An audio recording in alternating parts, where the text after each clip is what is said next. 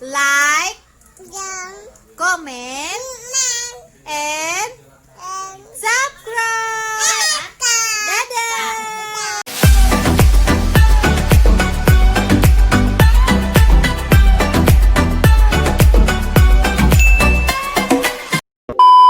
Semuanya ibu-ibu, gimana, apa kabar? Baik ya Bu. Hari ini kita akan mulai pelajaran tentang lansia. Tapi sebelum kita memulai, alangkah baiknya kalau kita berdoa menurut agama dan kepercayaan kita masing-masing. Berdoa, mulai.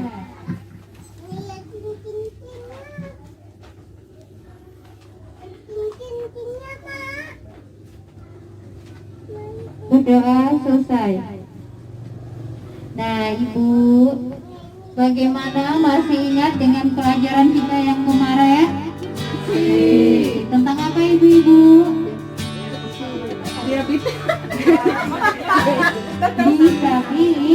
Disabilitas atau orang cacat. Bisa mengikutinya ya?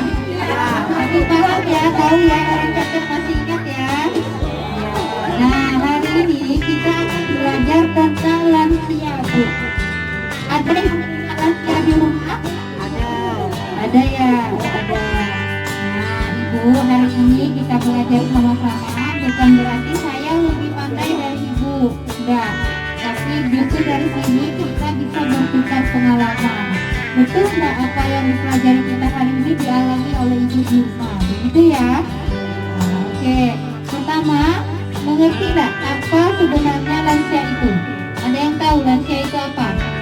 Lanjut usia. Lanjut usia. Yang berumur berapa tahun?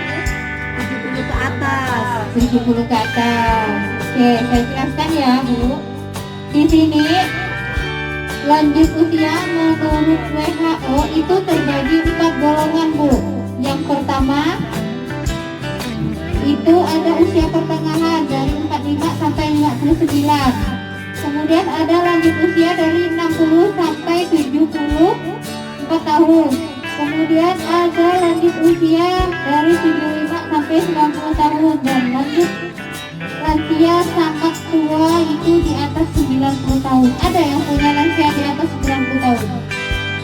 Belum ada ya di sini ya. Dialami oleh lansia. Yang pertama ada secara fisik, kemudian secara psikososial atau dari hubungan dengan orang lain.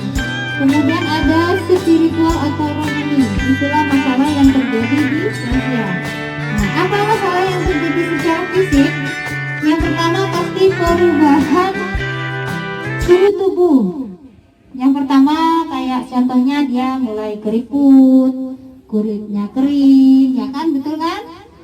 Nah, kemudian ada gangguan gerakan. Kalau ibu-ibu ini kan masih belum lansia, geraknya lincah. Tapi kalau udah tua, lemah, susah mau berjalan gitu kan, apa-apa perlu dibantu kita. Kemudian ada gangguan panca indera. Kebanyakan lansia apa? Matanya rabun, telinganya tuh tuli. Nah, itu yang terjadi pada lansia ya.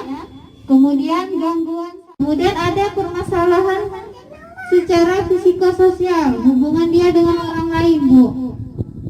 Yang pertama, dia akan muncul depresi atau cemas dan ketakutan. Karena apa? Tadi perubahan dia itu kan drastis ya, keriput, giginya ompong, jadi kayak nggak pede gitu lansia. Kemudian dia cenderung diam di rumah, gerakannya lamban, kemudian murung, melamun. Kemudian dia berorientasi pada masa lampau, maksudnya ingat masa lalu. Sekarang aku kok kayak gini ya? Dia berkaca gitu. Dulu aku sehat, mampu berjalan, bisa kerja, sekarang aku di rumah jadi nyusahkan anak menantu. Nah, dia bilang gitu. Dia berpikir sebenarnya, Bu, ya. Kemudian perubahan yang terjadi di lansia memang betul kan terjadi kan, Ibu? Betul ya? Nah, kemudian kita lanjutkan ke cara menghadapi lansia yang sulit perilakunya. Maksudnya lansia yang cerewet, pokoknya yang perilakunya itu di luar batas lah. Bagaimana caranya? Yang pertama, kita harus tetap menghormati dan menghargai bahwa lansia itu adalah orang tua kita. Bagaimanapun dia, cerewetkah dia, suka marahkah dia, tetap harus kita tanamkan bahwa dia orang tua kita, jadi kita harus sabar. Ya tahu miara lansia mungkin sangat menguji kesabaran ya Bu ya. Nah, bagaimanapun itu kalau orang tua kan, kalau kita ngelawan aja kita bisa berdosa kan. Nah, kemudian yang sulit tadi ya, harus sabar. Kemudian harus kita tanamkan kalau dia itu orang tua kita. Nah, lanjut ke kekerasan terhadap lansia. Nah, ini ada beberapa kekerasan terhadap lansia Bu, ada 4.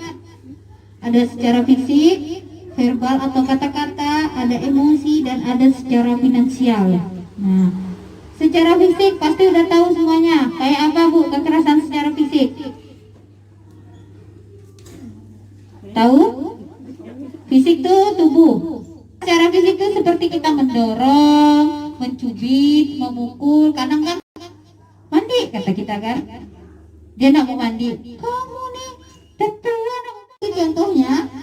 Kayak misalnya kita udah saking kesalnya, misalnya nama lansia itu Painem misalnya, lalu dasar kok Painem udah tua nyusahkan aku ya, itu sudah termasuk kekerasan kata-kata. Kemudian menghina, mengancam, menakut-nakuti dan membentak, itu juga kekerasan kata-kata. Kemudian nih ada kekerasan lansia tadi, mencubit, mendorong, memukul, nyebut nama dia kan ya. Nah ya bagus, pintar ibu-ibu di sini ya. Nah kemudian kita lanjut ke penelantaran lansia. Nah ini Bu,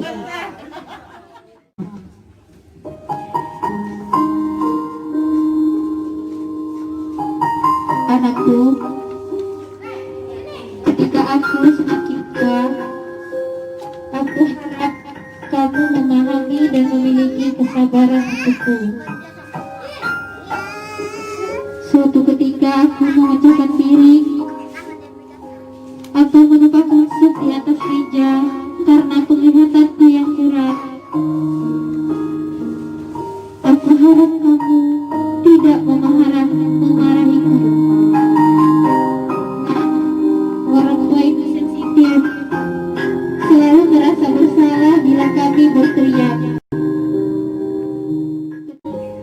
Maaf anakku,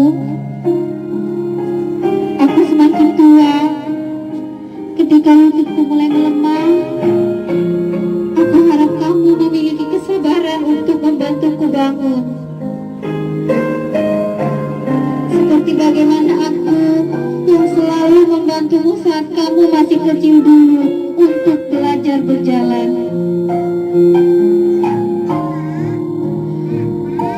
Aku mohon jangan bosan denganku.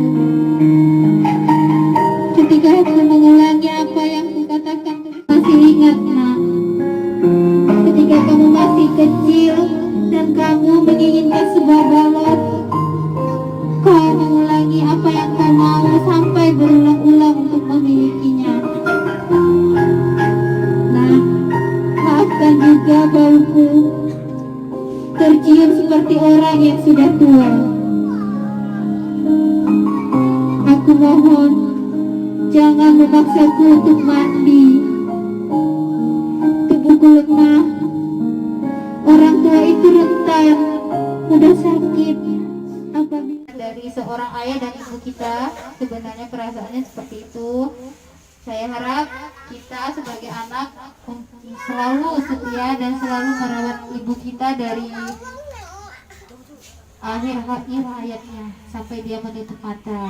Nah, apa yang saya jelaskan tadi hari ini, saya harap dipraktekkan di rumah sehingga kita bisa merawat lansia dengan benar dan menggunakan uang bantuan lansia untuk si lansia itu. Terima kasih ibu-ibu. Saya akhiri pertemuan kita sampai di sini. Selamat siang semuanya.